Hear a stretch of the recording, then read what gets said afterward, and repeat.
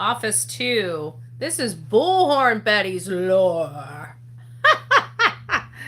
I hope you guys are doing well. Tina, it's nice to see you. We'll wait for a few people to get in. We're going to have, I tried to stay up to do a live last night. There was no way. I was toast, absolutely toast after the Lore Lodge ended. I didn't realize how late it was. I didn't have my glasses on, so I'm looking down and it looked like it was 7:40, I don't know. And I realized it was 8:45. We didn't end until like 9, like it was like a quarter to 10 after it finally ended. Hey Carol, Ashley, TD, Dean, Outer Banks, Meow, SRK, Busy Mama. I didn't get to finish the show at all. Good morning, five friends. Coffee ready. Who's got breakfast? I know I need some breakfast. I'm hungry. I'm hungry. I'm hangry. I'm angry. Daniel, it's nice to see you. Donna, Peggy, Stephanie, Carla, good morning. We're coming from office 2. I would say I'm in my pajamas, but I'm not. I've already been up. I've already done work.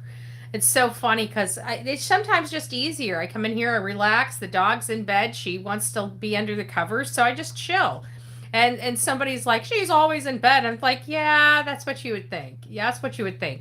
I can't remember what I did the other day. I started here and I ended here, but all during the day it was never here. I think I cleaned one of my drawers out for the dog's food. I needed to relieve some area because the dog food was lined up on my sitting seat. So I finally had to do that. I did cookies. I can't remember. Yesterday I made a cake. I mean, I do a lot. I do a lot around here. I just don't show you guys. I just don't show you guys. Where are we? I lost track of where we were. I let it get.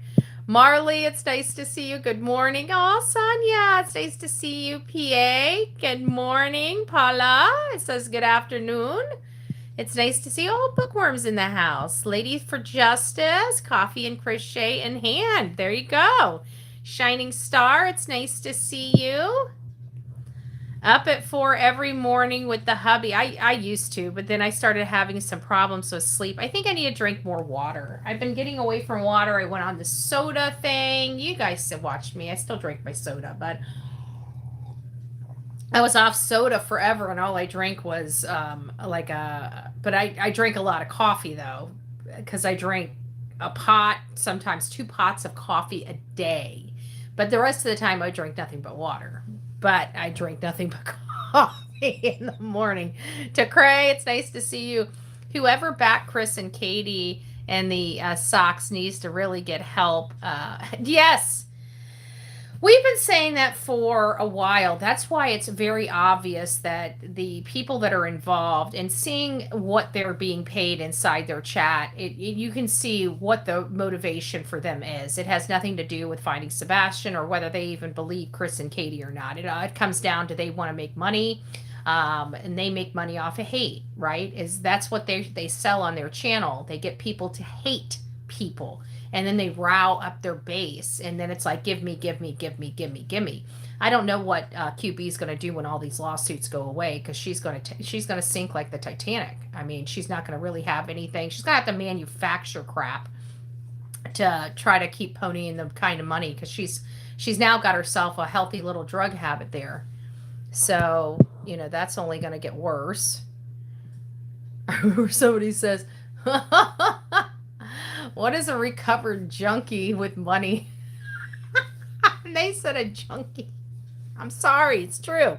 We watched BK. It's funny, not funny. But people do that. And then they wonder why they don't ever see their creator again, because they're now over the edge. Dirty Diana, it's nice to see you. Peggy, Kaz. Hello.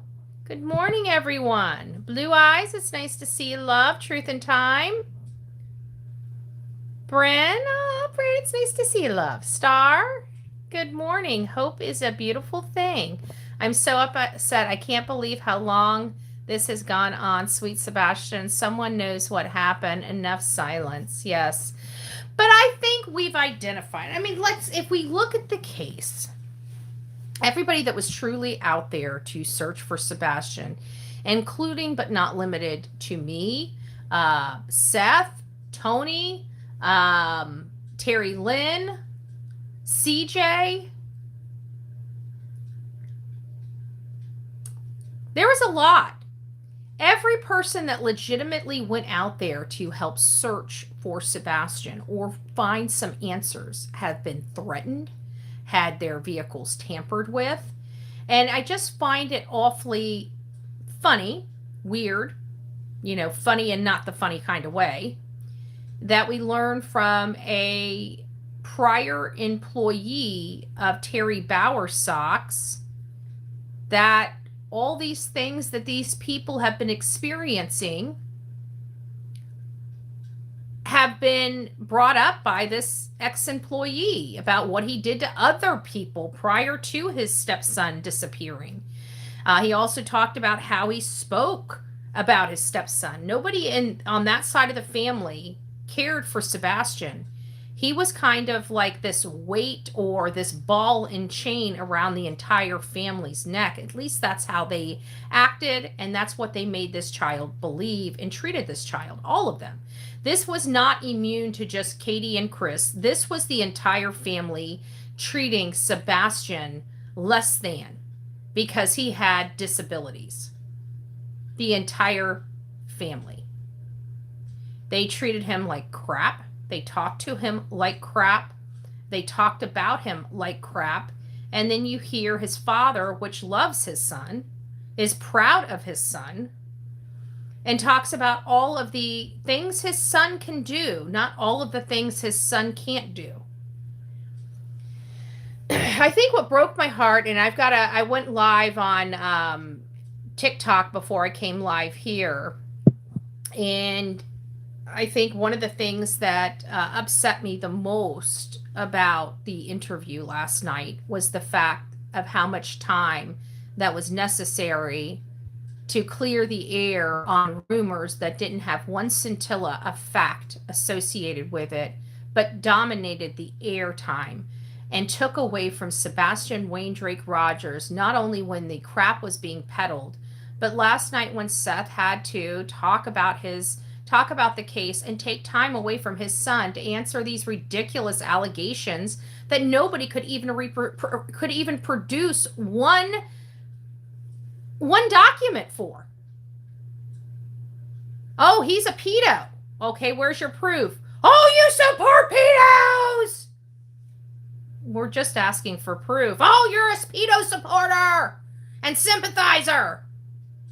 But you're the one calling him a pedo. Can't you just prove that he's a pedo? I mean, you work for the mom and stepfather. You're saying he broomed with a G this woman since she was 12 years old. Certainly there's a love letter that she kept. Certainly there's some type of scintilla of information. Certainly there's a Lewinsky dress in her closet somewhere. Nothing? And then so at this point, the only person that can dispute the claims made by Seth are Chris and Katie themselves, if they're not going to come out and speak to Aiden or any other creator to address the crap that's going on, that Seth came out publicly, belly to belly with people, face, no emoji for him. You saw his eyeballs, you saw his body language, you saw the words coming out of his own mouth. So anybody that's going to dispute Seth at this point has to be the people accusing him. There's nobody on their bandwagon that can keep this charade going without any type of evidence. There has to be evidence of a 30-year-old brooming process, okay? There's got to be evidence. And no, the Seth is not required to produce it. The person that's wielding the allegation is required to have the stuff in their possession, custody, and control.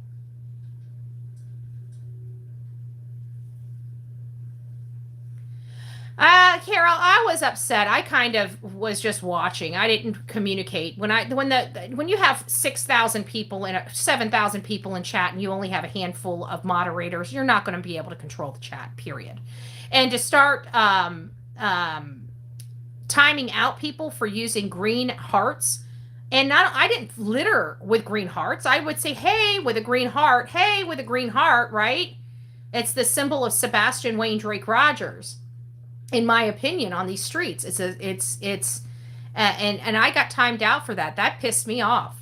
And then to find out it was for hearts, like that's a good way to have me go slap off on Aiden. Is literally, I'm being very respectful, and you don't like green hearts. You've got 7,000 people in chat. Do you really think you're moderating a chat of that size? I'm speaking, truth to power here. And I'm talking to his mods. Do you honestly think how many mods do they have? 5? Seriously? But one thing you don't do is creators. I mean, if you want to do stuff like that, if you have a problem with something I'm doing, email me, bullhornbetty@gmail.com. But when you time me out while people that I have been advocating for long before anybody would even help these people, and you time me out, I wrote Aiden right there. Like, what the fuck do you think you're doing here? I mean, I've done nothing. I'm respectful in chat. I didn't say fuck. I'll be honest. I didn't say that word. But I'm like, I don't go and bring anything. I didn't even say a darn thing. I never even said one negative thing the entire time I was there. And I was timed out for a green heart. Well, you should have seen the top. No, I don't pay attention to the top. I'm a content creator. I'm not a chat member. Okay? I don't click at the top of people's screen and say, ooh, what kind of instruction are they giving me? I'm respectful. And I'm kind when I'm there, and I'm welcoming of people coming in. That's what you expect. I hit all of those bells and whistles. So whatever moderator timing out, you can kiss my white breaded ass, whether I like your content creator or not. You have to show some common courtesy on these streets, because you can have people literally unsubscribe from, 600,000, who really cares, right? But at the end of the day, I will blow up Aiden's email if I'm ever silenced again. Especially if I don't do anything like cuss somebody out. I mean, I'll take my time out if I get a little hot under the collar, right? So if I do something wrong, I'll take it, right? I know what and I take that responsibility on when I pop off at the mouth in somebody else's chat. Like, I could be, censored. But when I'm being kind and I'm just happy to be there and happy to hear, and you ruined my entire time because you chose to block me over a ridiculous, and I'm going to say it again, a ridiculous request with 7,000 people in chat for a boy where we represent that boy with green hearts. That was insensitive. It was insensitive to everybody that was there for Sebastian Wayne Drake Rogers over trying to control a chat of 7,000 people. Sorry.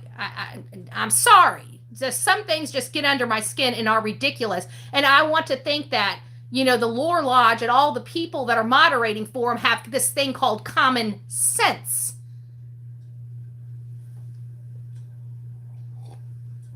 So if you guys want to throw some green hearts up in the chat, you're more than welcome to throw some green hearts up in the chat. Why is it saying, why won't it let me open this message? Geez, it wouldn't let me open the message for those. But yeah, you guys can have green hearts in here. That is the representation of Sebastian Wayne Drake Rogers, and I find it wholly and totally offensive that you cannot use something that represents a child that's missing. I thought it was a stupid rule. Well, I'm trying to see what's in the chat. It's hard to control. You can't control 7,000 people, folks. Take it from a professional. He's been online. This is about as long as I've been online. I've had thousands of people in here. There's, you get what you get. That's it. People are, the thing goes, even the 30-second, you ain't going to get it. Anyways, I'm not going to harp on it anymore. I said my piece. I'm one and done. I've already forgiven the person that shut me up, but don't do that. Don't do that. That's over green hearts. When his father's on that fucking panel, you're going to say nobody can show love to that man's boy? I'm sorry. Totally unacceptable. Totally unacceptable. Just my opinion. Just my opinion. But the green hearts are going to be a problem for me. I'm sorry. So I don't know if I can hang out in the Lord Lodge. I'm taking it in bits and pieces, man. God, that's going to get under my skin. Yeah, I put a ton of green hearts before I left. Wanted to give the finger and refrain. Yeah. Civil disobedience. Good morning, Seven True. It's nice to see you.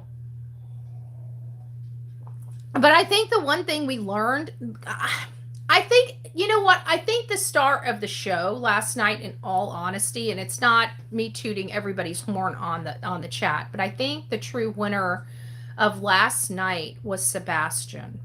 Why do I say that? Is because I feel like the mom and stepfather, in the way that they have described Sebastian for almost this entire year, right? I really just feel that his dad gave him a little dignity back. I'm not going to forget that. I feel like for the first time, Sebastian got a little bit of his dignity back. Because we have been for so long thinking that this kid had, he had disabilities. There's no doubt about that. But we believed that he was incapable of caring for himself, incapable of making decisions for himself, incapable of a lot.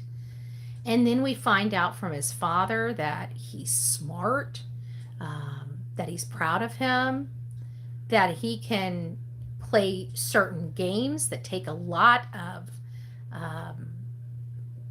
concentration, understanding, and skill, right? And skill. We found out that he loves to be outdoors, loves to fish, loves to go to parks, loves to play. And we keep scratching our heads wondering, why was he locked up in a home all the time? So much so the neighbors didn't even know a kid lived in that home. Yet when we hear about Seth's environment seems almost like a normal child environment. Child plays the video games, has to do, some chores, take out the garbage. Neighbors know him. The stores where they go shopping know him. He's always so happy and always, and it they made him, his mom and stepdad made him sound like he couldn't have friends. He couldn't make friends. He couldn't socialize with people.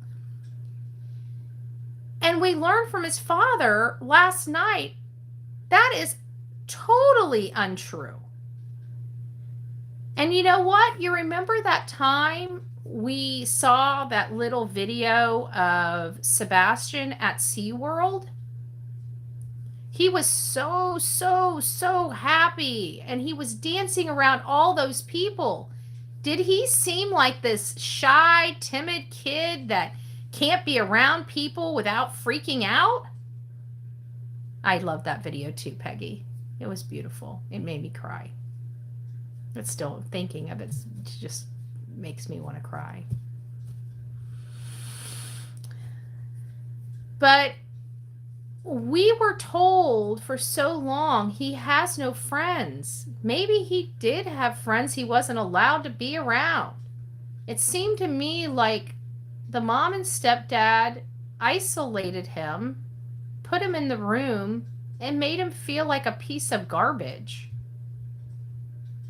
Hey, Poppy, it's nice to see you. Cinda, MJ? So that's why I say I feel like the winner last night, in my opinion, when you look at the totality, I'm upset about how long or how much that whole entire interview was about clearing the air on stuff that didn't even have scintilla of evidence to support the bullcrap that was going around. If you're going to pass around rumors and you're going to pass around rumors as fact, at least go as far as to manufacture the evidence instead of just, but don't even need to manufacture the evidence, because most of the these hate channels have idiots for viewers, that just believe any damn story. I'm still trying to get them over here so I can rob them blind like their content creators are doing. Just saying. It seems like all we got to sell over here is hate. Once we get that down pat, I don't know if I could change. I think I like selling love and truth. Right? Love and truth. But seriously, and no satire involved. Their audience doesn't demand the truth from them. They're fine being lied to, and they're fine supporting those lies. So that's why I say there's no point in arguing with them, because they know the truth. They don't care for the truth. We all know and see the truth. I mean, trust me, we keep saying, how can they be so blind? They're not. Let's be honest. They're not blind. They see the same stuff we do. I mean, the human brain, unless they are completely shot out, which some of them we'll we'll say a few of them are, right? But unless they are shot out, people see. So what would make them support something that they know is wrong? Peer pressure. The need to feel accepted. This is why I say it's the mental illness here. Not that I have a problem with mental illness. I do have a problem with unchecked mental illness. And it's because that affects other people, okay? I'd like to think that people that are, this day and age, it's not like a stigma, So it's not something that you need to feel embarrassed of or hide from. A lot of people out there respect people that identify that somebody's got, you're going through something and you might need a little help or this or that. I think a lot of people respect that more so than trying to deny it, right? And I think a lot of people like to deny that they have any type of problems. Everybody's got problems. It depends on how bad is it affecting you, right? If it's affecting your daily life, it's probably time for you to seek some help.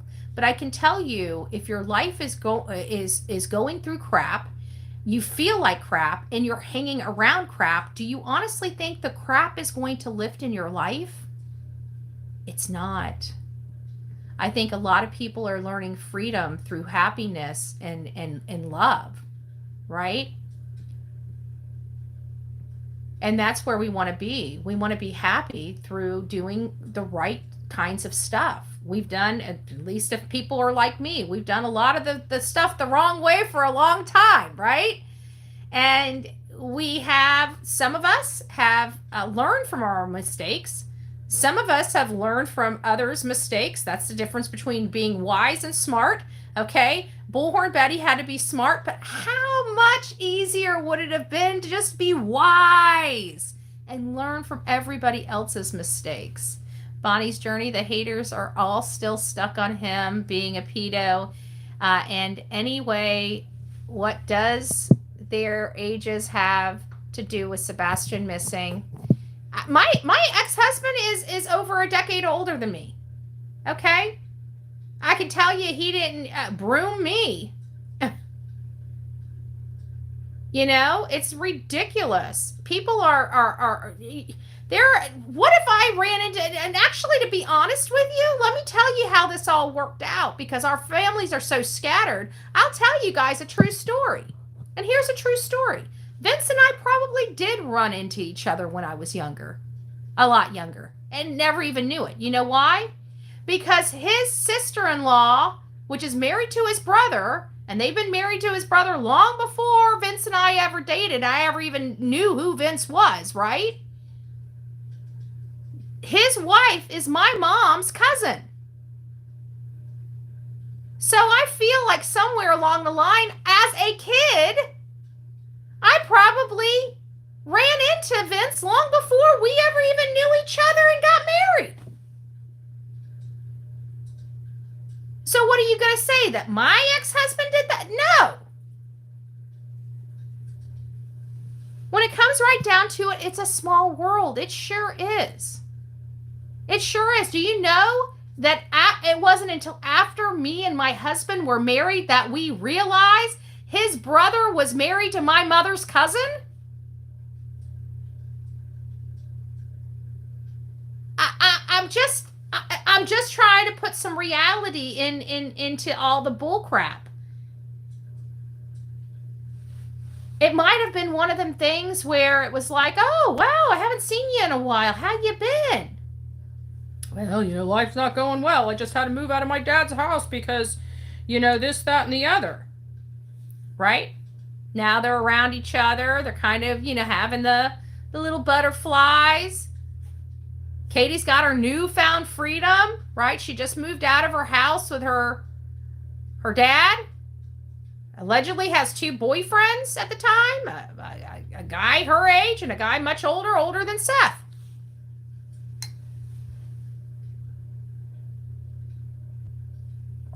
So I guess there's a lot of things that need to be answered. And if anybody's going to keep going down this road of a pedo, they better bring some pretty significant receipts to the table. And it's not just because, he was around her at 12.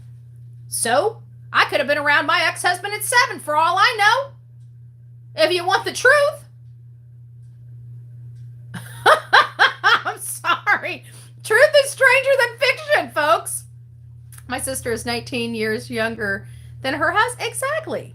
Exactly. Stranger today, thank you. Or stronger today, thank you. Aw. Down a dark alley. Good gracious. A lot of us go there, don't we? Erna, it's nice to see you.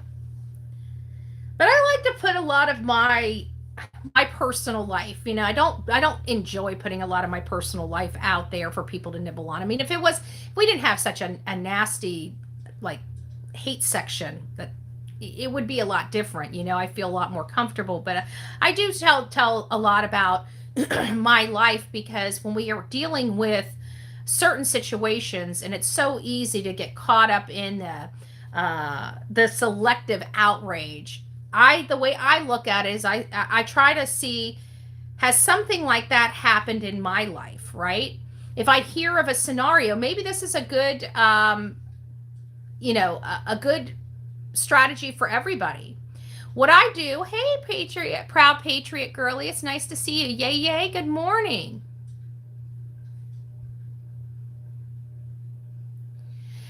If they do have the CPS reports, it's time for the state of Tennessee to be called, because those are confidential. If they have those in there, I would be suing them tomorrow. But both of them, I think, are already a part of a federal lawsuit, so I wish they would. I'm sure a federal judge would love this part. Yeah, have a federal judge find out that people scammed a father to get reports and pass them around until those reports were public, while the same 2 people are associated with a federal RICO case. That'll be the day. I would love, please. Please. That's a good way to go to the, can somebody be on the lookout for the mug shots, please? Somebody be on the lookout for the mug shots. I would love nothing more than to pay a favor back, if you get my drift. It said that she sold them to content creators. Who sold them to? I think that's lies. I don't think with all the problems Michaela and T-Rev are having, I don't think they would do that. But If she's selling confidential information that she stole from a father for profit, I think the person that's purchasing it, as well as the person selling it, that's a federal. I'm pretty sure they could make a federal crime out of that, especially since it's over state lines. So I think the feds would be absolutely be able to get involved. Yeah, but what has she seen? That's what I'm curious about. We know that somebody has them out there, how contained they are, but you got to remember all these people are drug addicts. So, how much would it cost for them to sway T-Rev to pony it up, or Michaela for that matter? I mean, they got a pipe hanging out of their mouth for F's sakes, you know. All I know is Seth did everything he could, but I can tell you if those are leaked, whoever leaks them, I would be probably a significant, and I mean a significant amount of trouble. And if they have seen them, they should be disgusted that they would ever back the mom and stepfather. Just saying.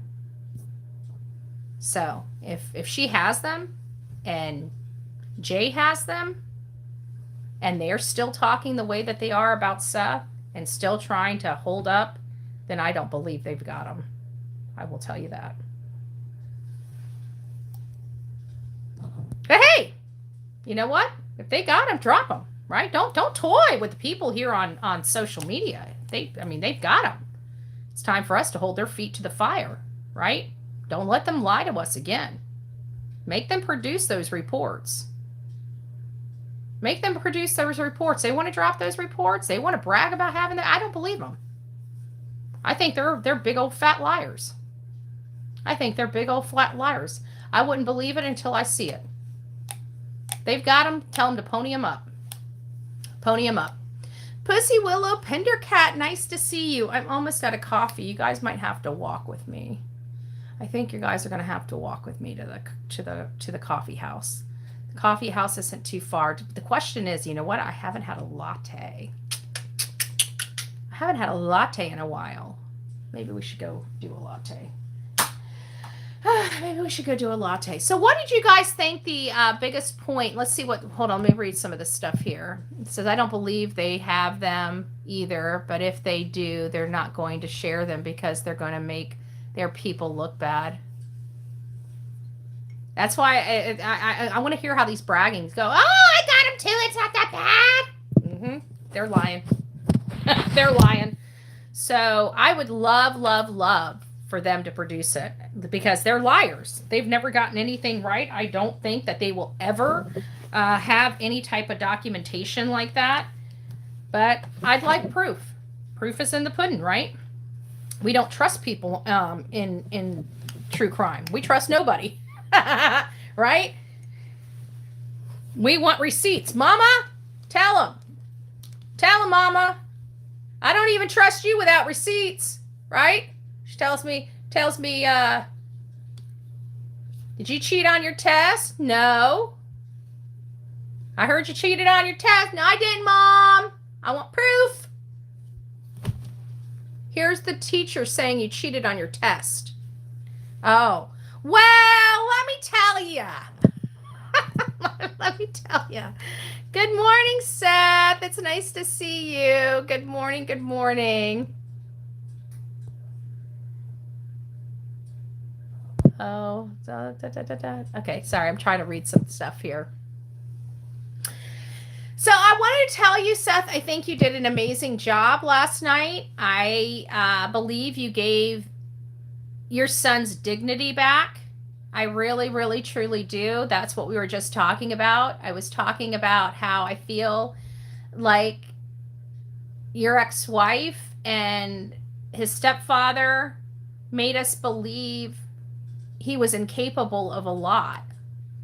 And in addition to everything that, they said about other stuff, and come to find out he did not have those problems at your house.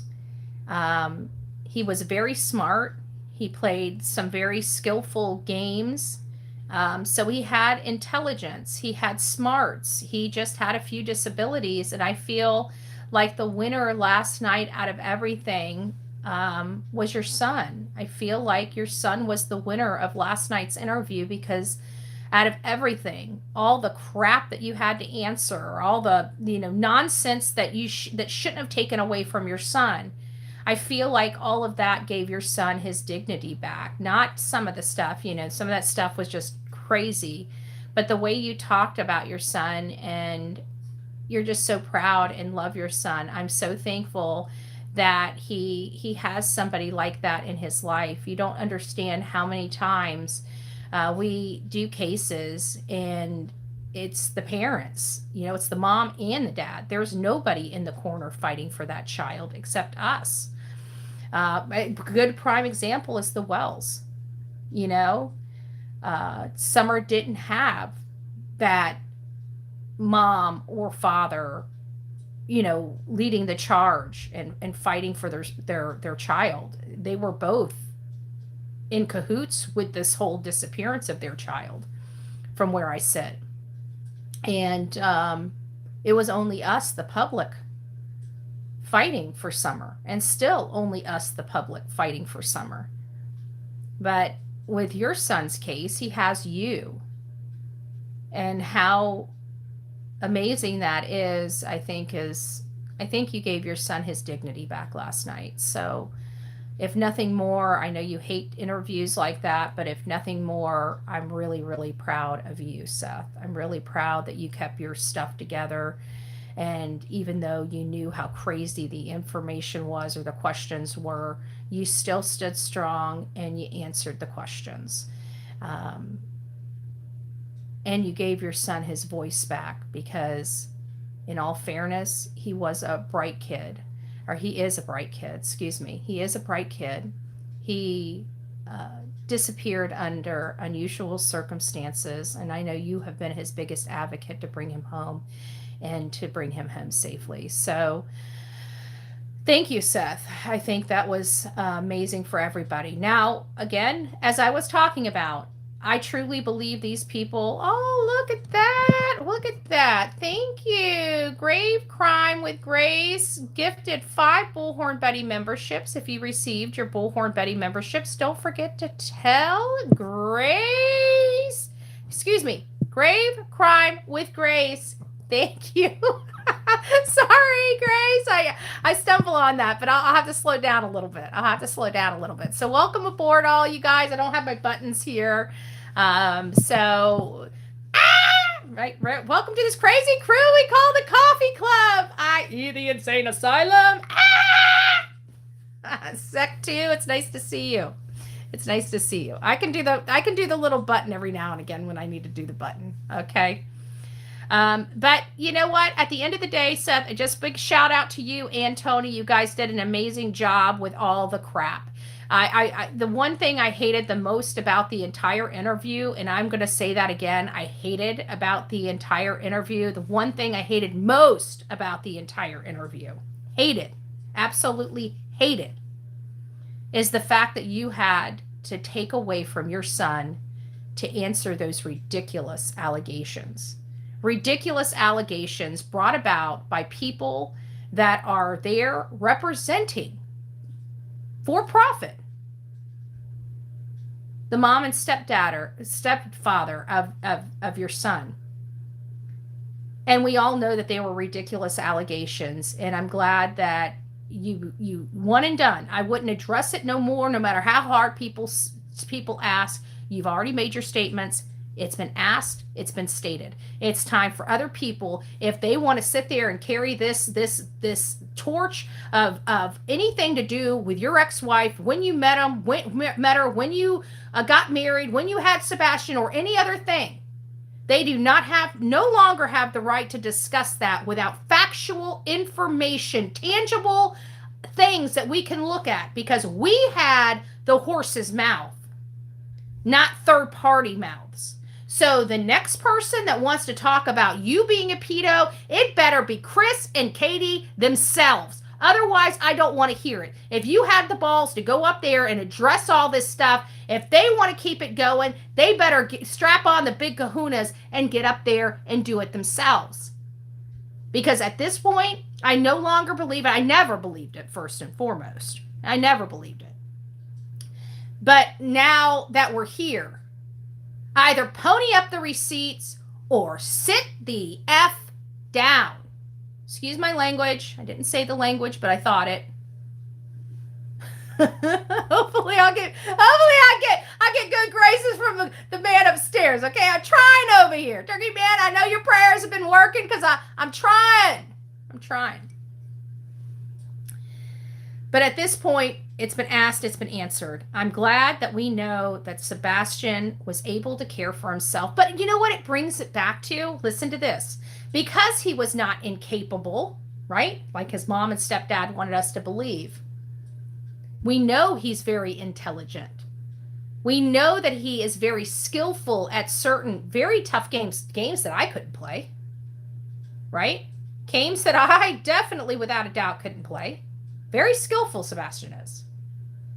Now that we know all of this information about Sebastian, again, his dad gave his dignity back, I no longer believe that that child did not have the wherewithal to put on his shoes or to prepare.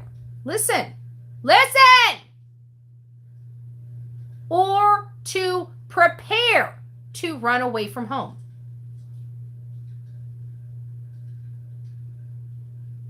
He was smart.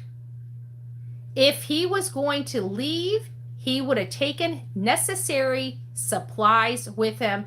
Out of everything that we've learned over the year, I think that Seth in his interview last night cleared a lot up in my mind about his son.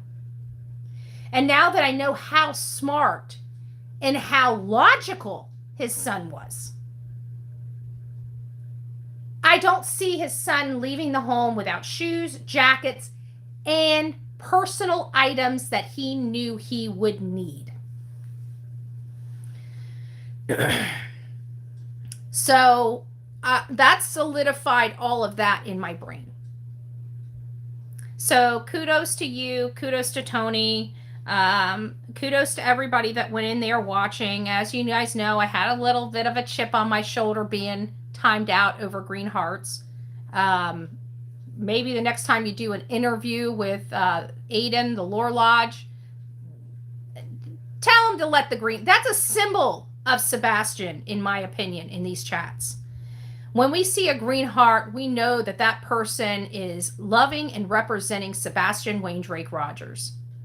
Thank you, SPED teacher, reminding me, guys, we are just days away, about a week or so away, week or a little under, I don't know, March 1st, whenever March 1st is.